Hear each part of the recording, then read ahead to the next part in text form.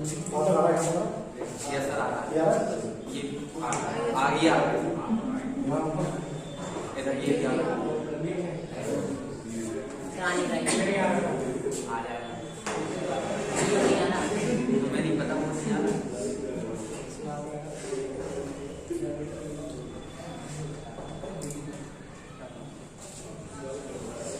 ठीक है भाई, कंसंट्रेशन चेंज के बारे में कल पढ़ा रहे थे और उससे कंटिन्यू करेंगे। लास्ट टॉपिक होगा हमारे चैप्टर का ये ऑर्डर ऑफ फ्रैक्शन।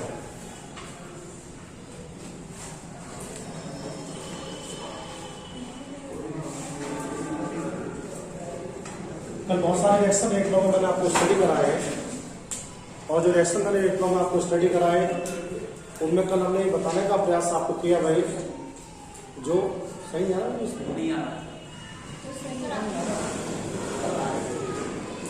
तो जो भी कल हमने आपको बताया उसमें हमने सिर्फ ये बताने का प्रयास किया आपको कि हमारी रिएक्शन का जो रेट है वो रिएक्शन कोफिशिएंट पर डिपेंड नहीं करता है, बल्कि रिएक्शन कोफिशिएंट डिफर भी हो सकता है रिएक्शन के अंदर।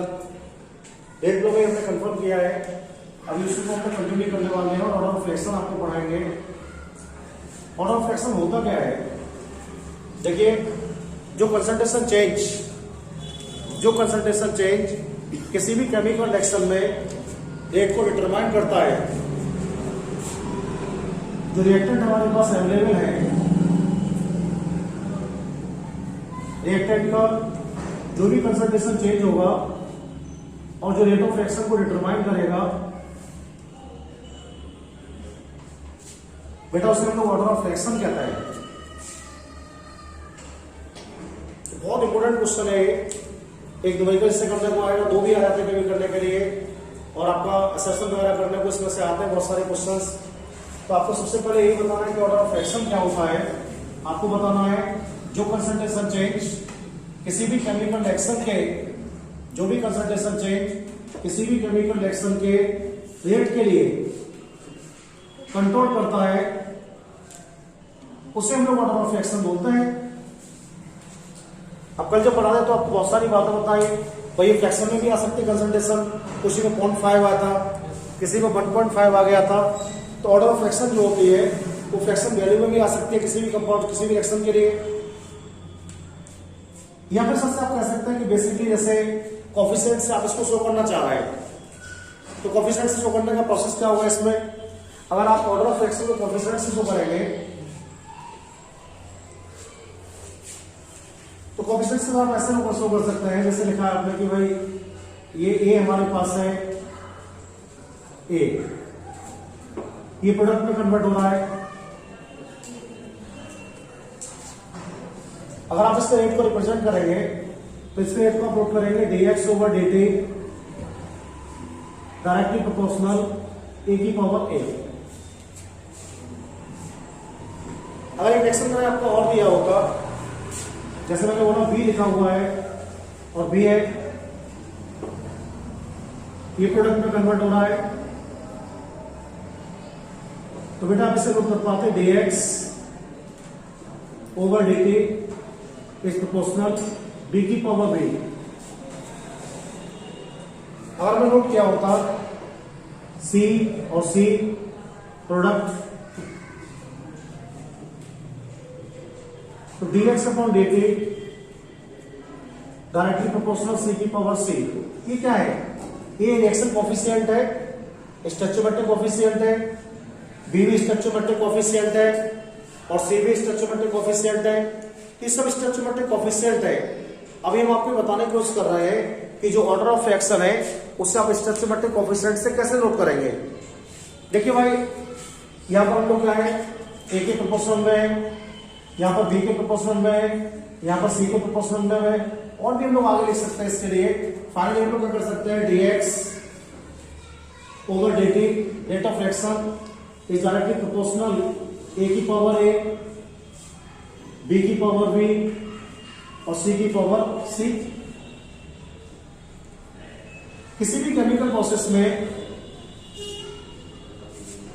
स्टोइचोमेट्रिक कोफिशिएंट्स की जो सम होती है या जो एडिशन होती है उसको अगर आप रिप्रेजेंट करते हैं जो पावर एडिशन है तो आप इसको लिख सकते हैं ऑर्डर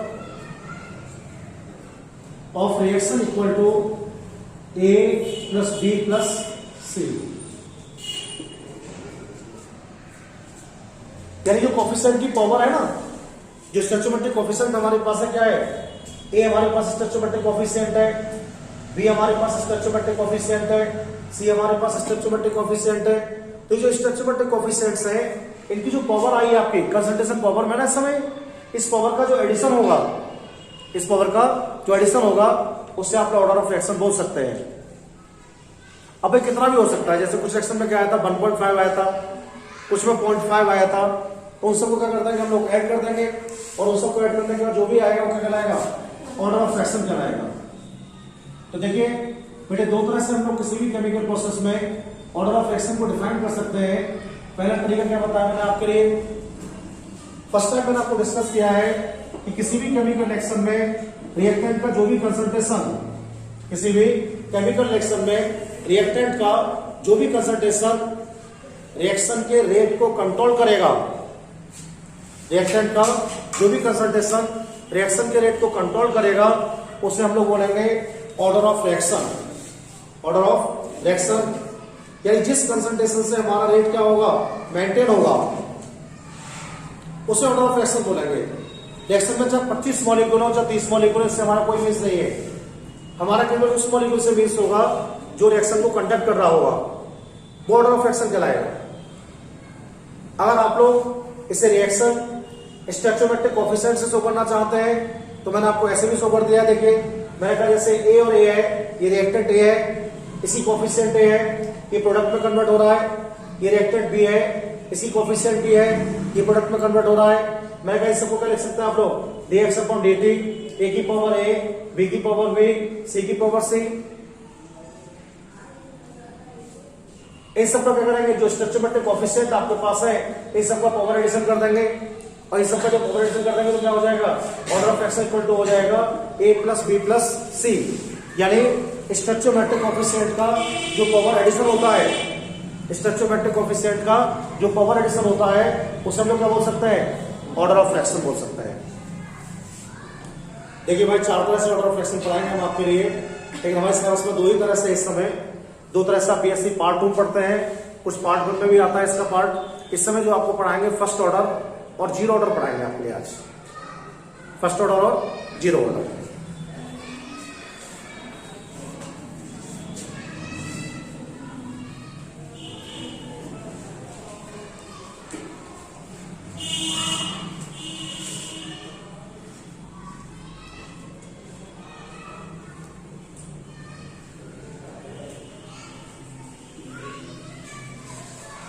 कल बहुत सारे रिएक्शंस हमने स्टडी किए थे, उनमें रिएक्शन मैंने आपको स्टडी कराया था, जैसे क्या है 2NO2 लिया था हम लोगों ने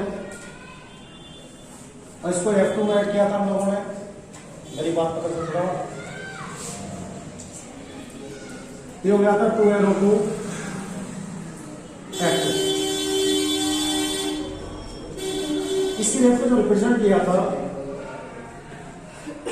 डायरेक्टली प्रोपोर्शनल NO2 की पावर 1 रिप्रेजेंट किया था। ये रिएक्शन को हम आपको बता रहे थे शायद भाई 2N2O5 का डिकम्पोजिशन किया था हम लोगों ने। इसको जब आप डिकम्पोज करेंगे, हीट करेंगे, तो ये आपका हो जाएगा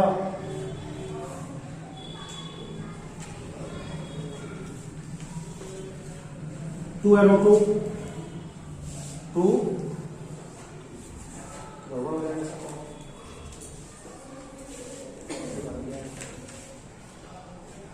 4NO2 कर देते हैं हम लोग इससे प्लस O2 प्लस। इसकी रेट को रिप्रेजेंट करेंगे बेटे, तो इसकी रेट को रिप्रेजेंट करते समय ध्यान रखेंगे आप लोग N2O5 की पावर 1 पर डिपेंड करेगा इसका रेट। कंसल्ट होगा दोस्तों, ये रिएक्शन हमारे पास लिखा हुआ है C12 H22 O11 प्लस इसमें हम लोग क्या करेंगे H2 को ऐड कर देते हैं, और जैसे हम लोग इसमें H2 को ऐड किए थे तो हो गया था C6 H12 O6 C6 H12 O6। इसी रेट को रिप्रेजेंट किया था तो इसकी रेट को रिप्रेजेंट किया था बेटे हमने C12H22O11 की पावर 1। देखिए बहुत सारे मॉलिक्यूल पार्टिसिपेट कर रहे हैं इनमें। पहले वाले रिएक्शन में 2 मॉलिक्यूल तो NO2 के हैं, एक मॉलिक्यूल F2 का भी है, टोटल मॉलिक्यूल 3 है इसके अंदर। लेकिन रेट को जो मेंटेन कर रहा है वो केवल NO2 का एक मॉलिक्यूल कर रहा है, इसलिए रिएक्शन फर्स्ट ऑर्डर का है। दूसरे वाले क्वेश्चन में 2 मॉलिक्यूल N2O5 के हैं, इनका जो डिकम्पोजिशन हम लोग कर रहे हैं तो 4 NO2 हम लोग को मिल रहा है, लेकिन रिएक्शन के रेट को जो मेंटेन कर रहा है वो केवल N2O5 कर रहा है, एक मॉलिक्यूल। ऐसे ही C12H22O11 H2 हमारे पास है, इसमें भी एक मॉलिक्यूल रेट को मेंटेन कर रहा है। तो आपको ध्यान रखना है जिन केमिकल रिएक्शंस के अंदर ओनली 1 मॉलिक्यूल कंसंट्रेशन चेंज, जिन केमिकल रिएक्शंस में ओनली 1 मॉलिक्यूल कंसंट्रेशन चेंज यानी एक मॉलिक्यूल का concentration change rate of reaction को फाइंड आउट करता है, रेट ऑफ रिएक्शन को फाइंड आउट करता है, उन्हें हम लोग बोलते हैं first order reaction. First order. तो मैथमेटिकल रिप्रेजेंटेशन क्या हो जाएगा? मैथमेटिकल रिप्रेजेंटेशन हो जाएगा dx/dt, dx/dt directly proportional c की पावर 1। इसका मीन से है कि वही रिएक्शन फर्स्ट ऑर्डर में आएंगे जिनका रेट 1 मॉलिक्यूल कंसंट्रेशन चेंज से डिटरमाइन हो रहा होगा।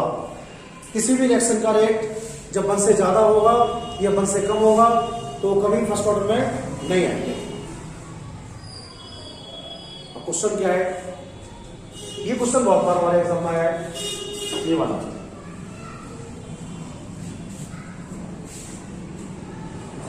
इसमें तो बच्चे कंफ्यूज हो जाते हैं, थोड़ी टेक्निकल बात आ जाती है।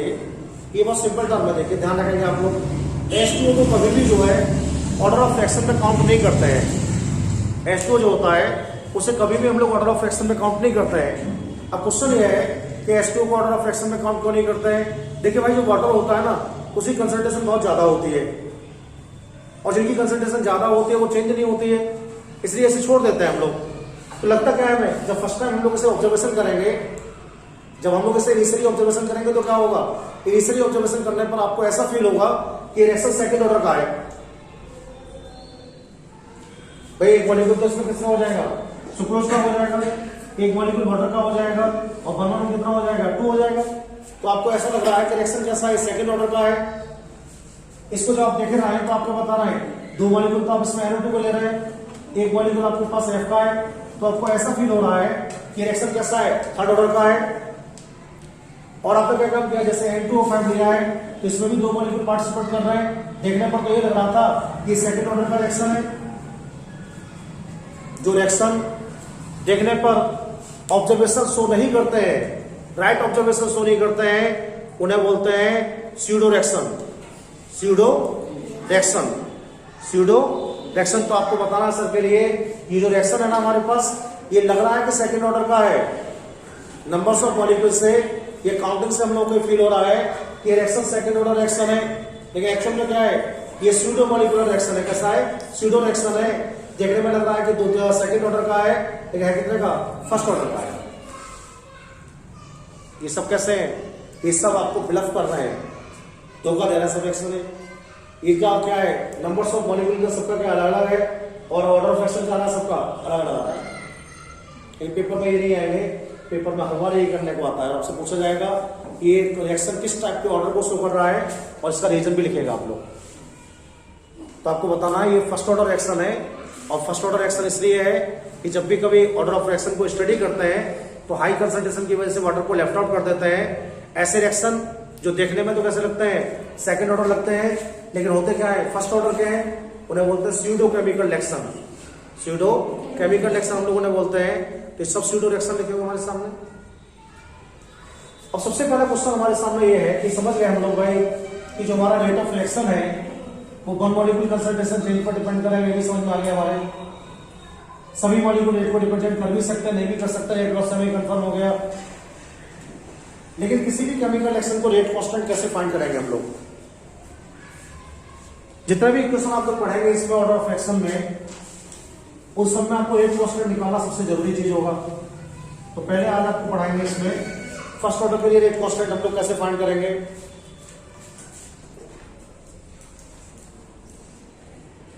एक बात आप लोग और ध्यान रखेंगे, जितने भी फर्स्ट ऑर्डर रिएक्शन होते हैं ना, जितने भी रेडियोएक्टिव टाइप के रिएक्शन होते हैं, सभी रेडियोएक्टिव रिएक्शन फर्स्ट ऑर्डर होता है, ध्यान रखना आप लोग। सभी रेडियोएक्टिव रिएक्शन जो होता है वो कैसे होता है, फर्स्ट ऑर्डर होता है, ये भी ध्यान रखना आपको। पेपर में क्वेश्चन आ गया एक बार। एक सिंपल इक्वेशन पे हम लोग कंसीडर करते हैं, ये दिख रहा है यहां तक।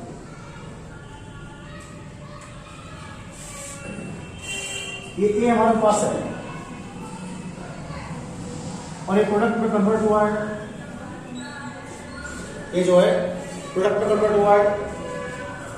ए की जो अमाउंट मैंने ली है वो ए ली है, ये 0 कन्वर्ट हुआ है, एक्सचेंज हुआ है पी टाइप में। यहां पर क्या हो जाएगा, ए माइनस एक्स। देखिए भाई ए की मॉलिक्यूल लिया है फर्स्ट ऑर्डर के लिए। अगर हम लोग लॉ ऑफ मास एक्शन को अप्लाई करें इसके ऊपर तो क्या लिख सकते हैं हम लोग बेटे इसके लिए, लॉ ऑफ मास एक्शन पर हम लोग अप्लाई करेंगे तो लिख सकते हैं इसके लिए dx over dt directly proportional c dx over dt directly proportional एक minus x, A minus x dx over dt equal to k A minus x. K क्या है इसके अंदर, के जो लिखा है मैंने वो रेट कांस्टेंट है, यही फाइंड करना है आपको इसमें बेटे, रेट कांस्टेंट निकालना है।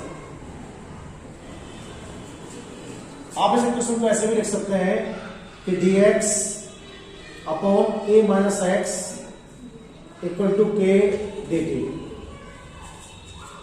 dx equal to a minus x equal to k dt। इसे हम क्या मानेंगे, इसे हम इक्वेशन फर्स्ट कर लेंगे बेटा और इसका कर देंगे इंटीग्रेशन। क्या कर देंगे, इंटीग्रेशन करते हैं। कैसे कर देंगे देखो, अगर आप इसका इंटीग्रेशन करना चाह रहे हैं तो dx का जो है बायो जो वाला बता रहा हूँ मैं, बायो वाले सुना नाम से, dx को आप मान लेना बेटे माइनस dz, dx को माइनस dz और a माइनस एक्स को जेड मान लेना। इतना ही करना है आपको। प्रूफ करने को आ गया 3 मार्क्स में, एक बार तो बता रहा ना। ये लगाएंगे तो क्या हो जाएगा, ये लगाएंगे तो हो जाएगा बेटे minus dz upon z equal to k constant है, इंटीग्रेशन नहीं होगा इसका और dt कर देंगे। ठीक है, हमने एक फॉर्मूला पढ़ाया होगा इंटीग्रेशन में आपको, इसका जो इंटीग्रेशन करते हैं हम लोग तो माइनस log e z हो जाता है, log e z equal to बेटा k का तो ये रहेगा ही, dt का t हो जाएगा प्लस i लगा देते हैं कांस्टेंट, इंटीग्रेशन कांस्टेंट है ये, i लगा दो c लगा दो कुछ भी लगा सकते हैं आपकी मर्जी पर, i ऐसी दोनों में से कोई सा लगा सकते हैं।